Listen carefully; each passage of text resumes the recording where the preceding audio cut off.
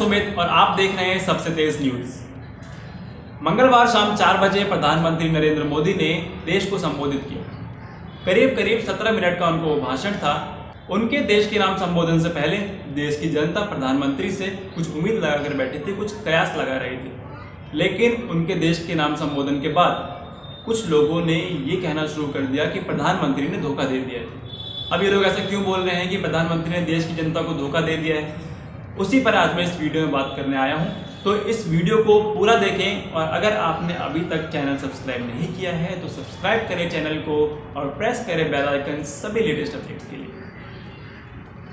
सोमवार देर रात जब प्रधानमंत्री कार्यालय से ये खबर आई कि प्रधानमंत्री नरेंद्र मोदी मंगलवार शाम 4 बजे देश की जनता को संबोधित करेंगे, तो पूरी भारतीय मीडिया, तमाम न्यूज़ चैनल्स और सोशल मीडिया पर भी जो लोग अपनी राय रखते हैं, अपनी बात रखते हैं, सभी ने एक कयास लगाना शुरू किया, एक उम्मीद जताना शुरू की और एक माहौल बनाया गया कि प्रधानमंत्री नरेंद्र मोदी एक बड़ा ऐलान कर सकते हैं। और प्रधानमंत्री ने जो ऐलान किया वो भी महत्वपूर्ण था और गरीब परिवारों के लिए एक अच्छी खबर भी है। आप सभी लोग जानते हैं कि उन्होंने क्या कहा, मैं उस पर भी आगे बात करूंगा। लेकिन मैं ये जानना चाहता हूं कि क्या सिर्फ इस बात के लिए इतना माहौल बनाना, इतना भौकाल मचाना जरूरी था क्या? भारतीय जनता पार्टी के राष्ट्रीय अध्यक्ष जेपी नड्डा ट्वीट करके देश की जनता को प्रधानमंत्री के भाषण की ओर आकर्षित करते हैं। वो बोलते हैं कि आप प्रधानमंत्री का भाषण जरूर सुने। यही बात देश के गृह मंत्री अमित शाह भी बोलते हैं कि आप प्रधानमंत्री का भाषण जरूर सुने। और यही नहीं, भारतीय जनता पार्टी के कई बड़े नेता देश की जनता को, भारत की जनता को प्रधानमंत्री के भाषण की ओर आकर्षित करते हैं। चलिए, वो प्रधानमंत्री हैं, देश की जनता उनकी बात वैसे भी सुनती। लेकिन मैं ये जानना चाह रहा हूं कि जो भारत की जनता, जो देश की जनता प्रधानमंत्री से उम्मीद लगाकर बैठी थी, जो कयास लगा रही थी, क्या वो गलत थी? क्या देश की जनता की उम्मीदों का कोई मोल नहीं है? क्या देश की जनता जो प्रधानमंत्री से उम्मीद लगा रही थी वो बिल्कुल व्यर्थ है, गलत है?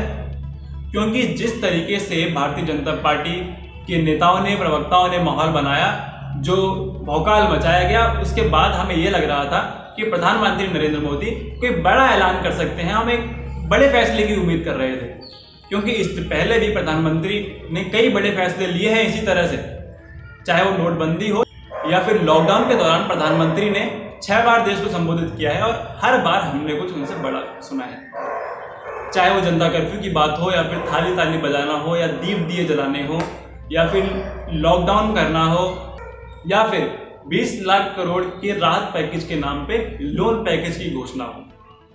प्रधानमंत्री ने हर बार कोई बड़ा फैसला किया है और इस बार भी हम उनसे कोई बड़े फैसले की उम्मीद कर रहे थे।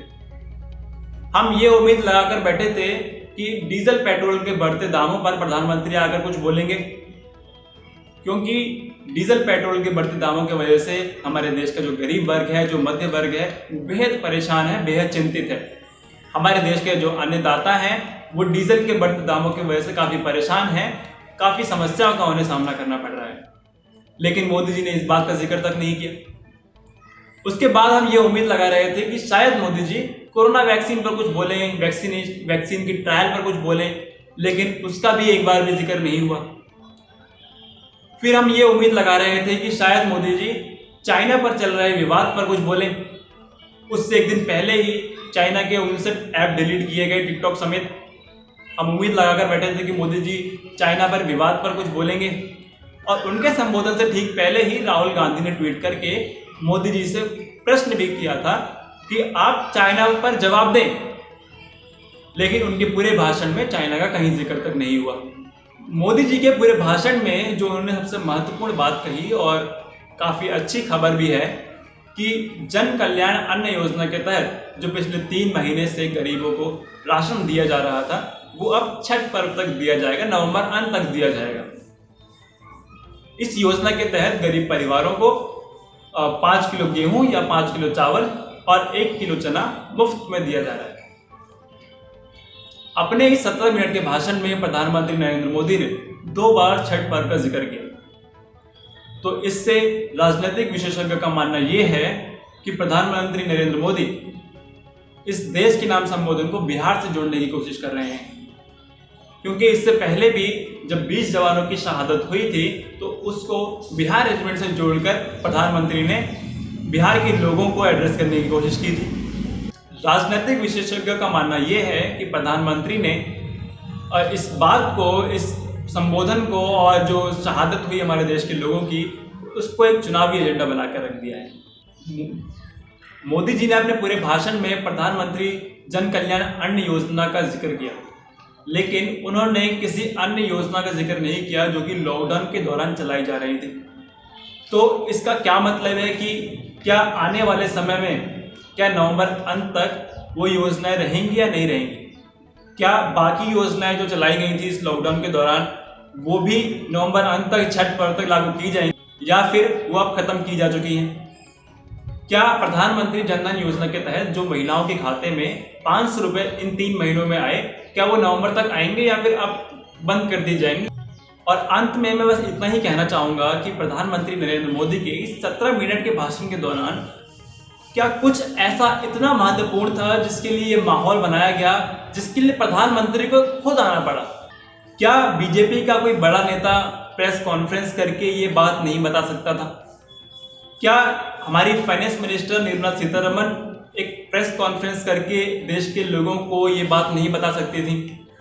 क्योंकि इससे पहले भी जब प्रधानमंत्री नरेंद्र मोदी ने 20 लाख करोड़ रुपए के लोन पैकेज की घोषणा की थी, तब निर्मला सीतारमण ने 5 दिन तक प्रेस कॉन्फ्रेंस करके देश के लोगों को ये समझाया था कि इस पैकेज में क्या है। तो क्या इस बार भी वो ये काम नहीं कर सकती थी? क्या इस बार भी वो ये ऐलान नहीं कर सकती थी कि ये जो प्रधानमंत्री जन कल्याण योजना के तहत अनाज दिया जा रहा है वो अब नवंबर तक दिया जाएगा? या फिर मोदी जी को ये लगा कि निर्मला सीतारमण इस ऐलान को, इस घोषणा को बिहार से नहीं जोड़ पाएंगे? आपकी इस बारे में क्या राय है मुझे कमेंट बॉक्स में लिख के जरूर बताएं। इस वीडियो के लिए सिर्फ इतना ही। अगर वीडियो पसंद आई हो तो लाइक करें, शेयर करें, इस वीडियो को ज़्यादा से ज़्यादा लोगों तक पहुंचाएं। इस वीडियो को और ज़्यादा खबरों से जुड़े रहने के लिए आप फॉलो करें हमारा इंस्टाग्राम पेज, या फिर आप फेसबुक पेज भी लाइक कर सकते हैं। लिंक नीचे डिस्क्रिप्शन में दे दी गई है। तो इस वीडियो के लिए इतना ही। मिलते हैं अगली वीडियो में। खुश रहें, स्वस्थ रहें।